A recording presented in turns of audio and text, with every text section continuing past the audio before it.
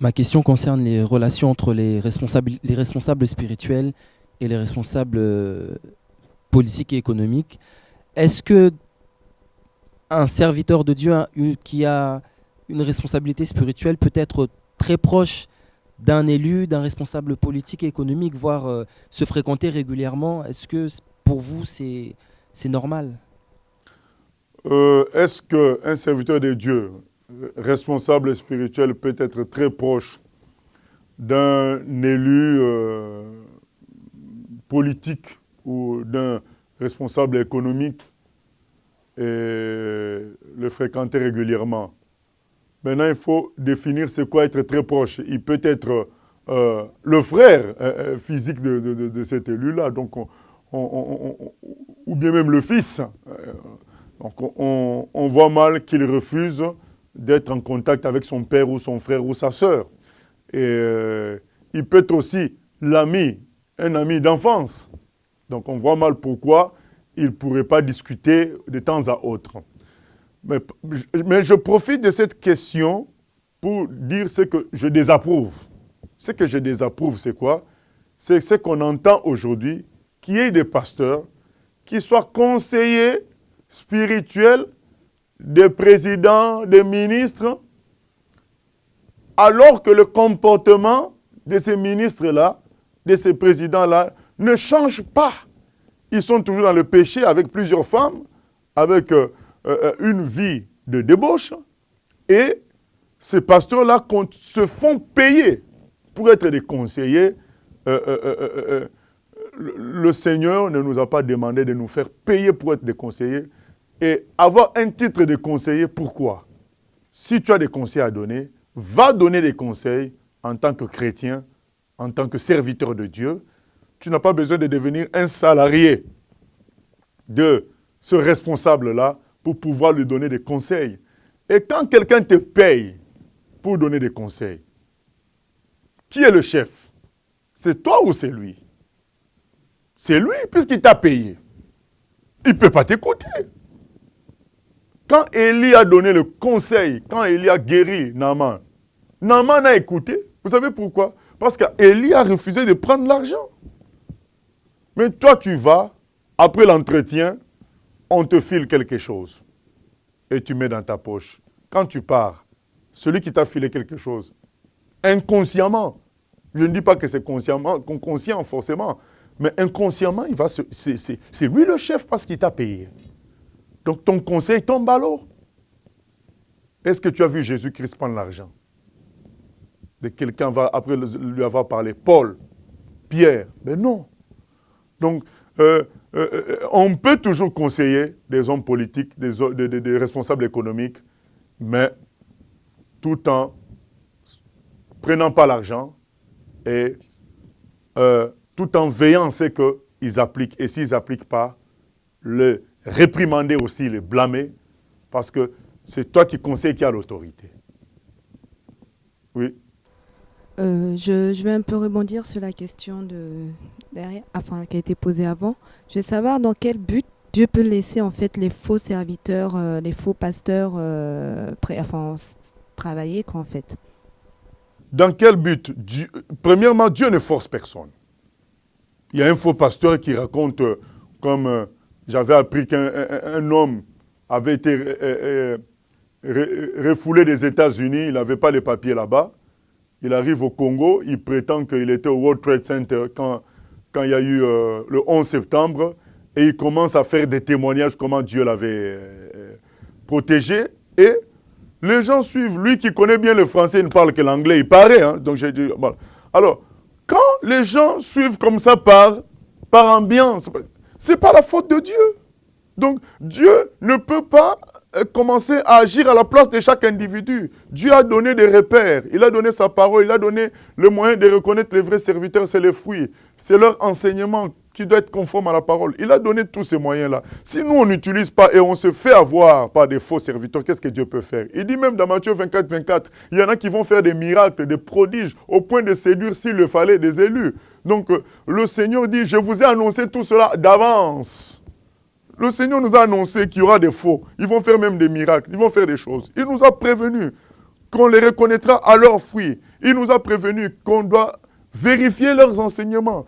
Nous avons la Bible. La Bible est disponible aujourd'hui. Donc, on peut même prêter la Bible, emprunter la Bible de quelqu'un. Donc, si après on se fait avoir, ce n'est pas la faute de Dieu. Dieu permet, et certains, quand ils se font très bien avoir, c'est là qu'ils se réveillent et ils viennent au Seigneur, quoi. Oui. Oui, moi j'allais poser une question, enfin 2 questions, pour dire est-ce que dans les titres par rapport à l'Église, est-ce que c'est des titres évolutifs comme on voit dans le monde, quelqu'un peut être chef de personnel et après il passe directeur, je sais pas, administratif, après il se retrouve ministre, parce qu'on voit souvent quelqu'un il commence frère, après il est évangéliste, après il dit bon je suis trop resté évangéliste, il devient pasteur, il est trop resté pasteur, il devient apôtre. Est-ce que vraiment dans le ministère de Dieu les titres sont définitifs ou bien c'est évolutif? Alors, moi, je parlerai du travail que Dieu fait dans une personne. Dieu peut faire un travail apostolique dans une personne, un travail d'évangéliste dans une personne, un travail de pasteur dans une personne, mais on reconnaîtra tout cela par les fruits. Quand les fruits sont là, on reconnaît que c'est ce tel travail qui se fait. Il n'y a pas dans la Bible une obligation de titularisation, donc de donner des titres aux gens. Non, il n'y a pas cet élan-là dans la Bible. On reconnaît le travail que quelqu'un fait, que c'est un travail d'apôtre, un travail d'évangéliste. Maintenant, il peut se faire qu'une seule personne puisse faire jouer plusieurs rôles. Mais le plus important, c'est le travail qui est fait, mais ce n'est pas un problème de titre. Vous voyez comment parfois, maintenant, aujourd'hui, ça porte confusion, tout ce cirque qu'on fait autour des titres, ça peut parfois même dévaloriser les gens qui sont vraiment apôtres, qui sont vraiment évangélistes, qui sont vraiment pasteurs à cause de tout cela. Revenons à l'humilité, à la simplicité. C'est tout ce que je peux dire. Et puis, que dire aujourd'hui des femmes, par exemple, parce que là, on voit, bon, c'est vrai, ça c'est dans l'Église, la femme ne peut pas prendre l'autorité. Mais bon, comme on dit également que toute autorité vient de Dieu, que dire de ces femmes qui sont ministres, qui sont des présidents d'assemblée et qui dirigent les hommes, qui donnent les instructions aux hommes? Parce que les hommes ont accepté, ça se passe comme ça.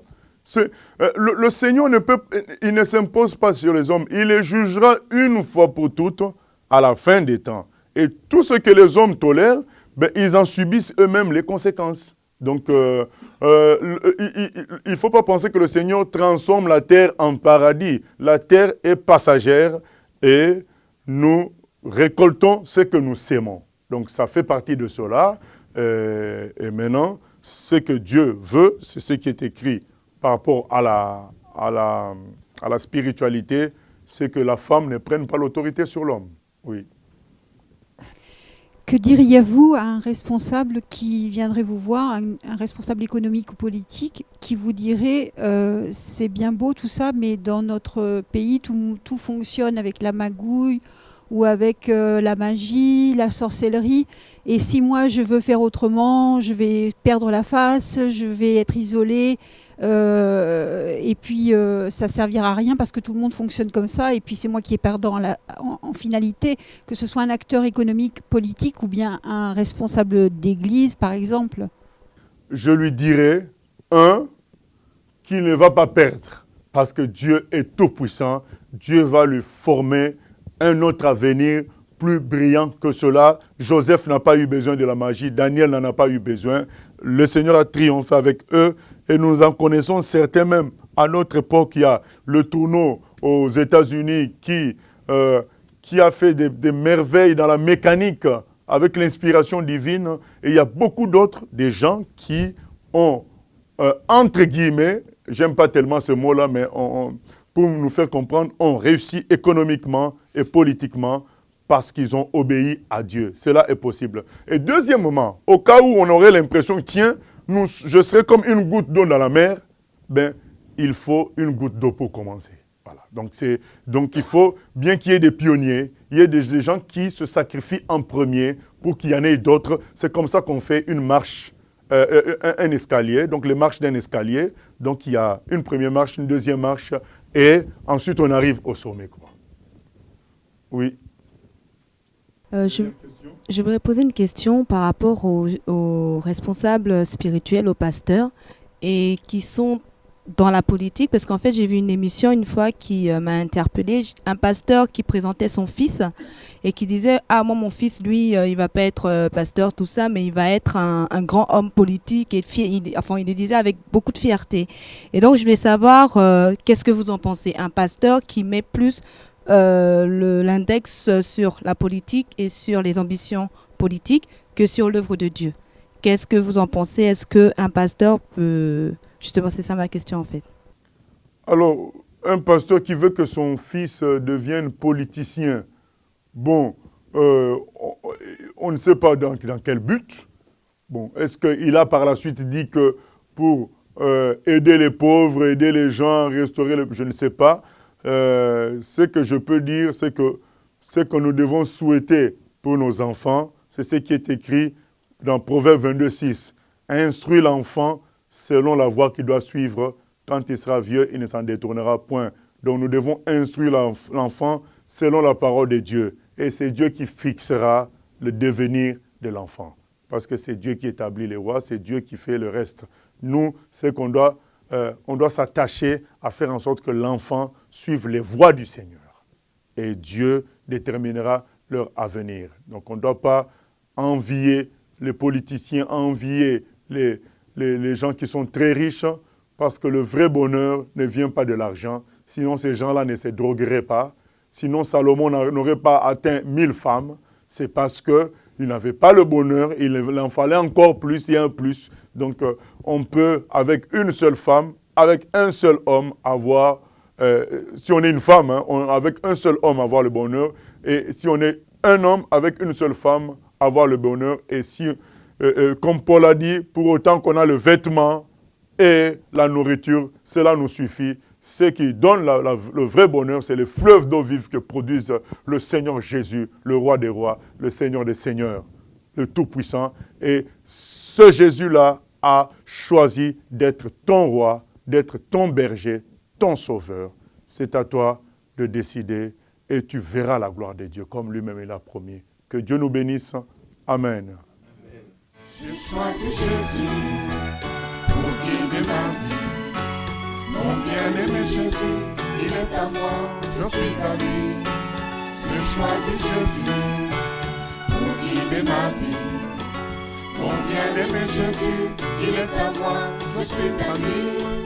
J'ai choisi Jésus pour guider ma vie. Mon bien-aimé Jésus, il est à moi, je suis à lui. J'ai choisi Jésus pour guider ma vie. Mon bien-aimé Jésus, il est à moi, je suis à lui. En marchant dans les